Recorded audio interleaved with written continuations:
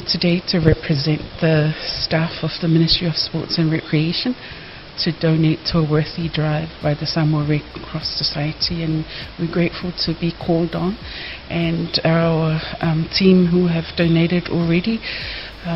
It is our assistance.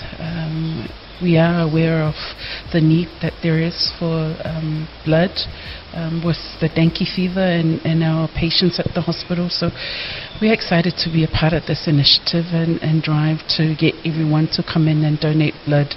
And it also is an encouragement to all other ministries, government agencies.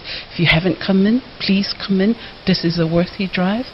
Ia e manatua upo le tunu a oene o autai au e taua lava le donate o le toto. Awa tātou te leilo me te tupu le lumanai. Maybe you'll be the next one, or maybe one of your family will be in the hospital needing blood, and this is a great initiative to start with. Whaftai. Samoa, po wa ilo toto e whaasawina I se ola. Give blood, save life. Give blood, save lives.